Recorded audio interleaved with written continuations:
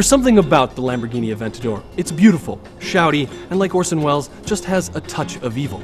Lasciviousness alone apparently wasn't enough for the men at Lamborghini. They couldn't leave well alone.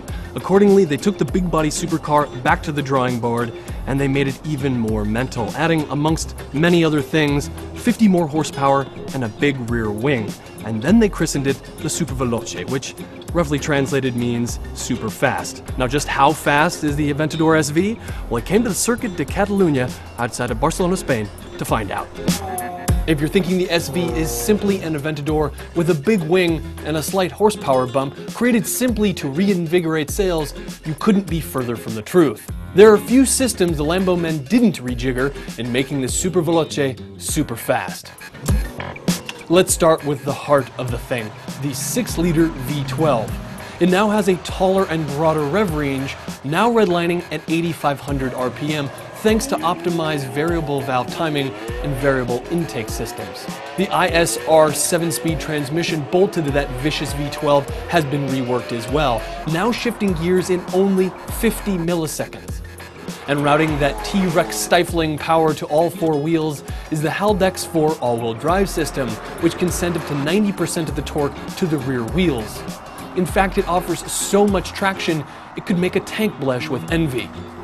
All told, the SV will do 0 to 62 miles per hour in 2.8 seconds, 0 to 186 miles per hour in 24 seconds, and onto a top speed of 217 not long after.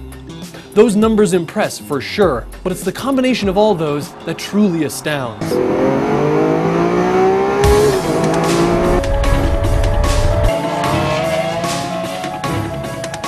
The only people who have felt G-forces like that created behind the wheel of the SV are astronauts.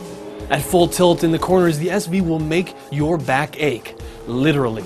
And after you get out, if you're not in astronaut shape, you'll be walking like you have scoliosis. Holding the throttle to the carbon fiber floor isn't the only way you'll get kicks behind the wheel of the SV. Shifting the ISR transmission in Corsa drive mode makes you feel like you're pulling the trigger on an anti-aircraft gun mounted on the back of the car.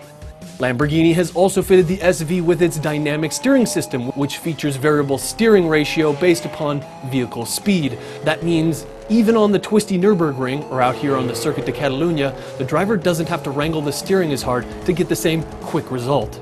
The aerodynamic improvements don't just embellish the Aventador's already menacing appearance, they increase vertical downforce by 170% and aerodynamic efficiency by 150%. Though that nose looks less automotive than it does medieval torture device, the SV isn't entirely savage. It has a softer side too.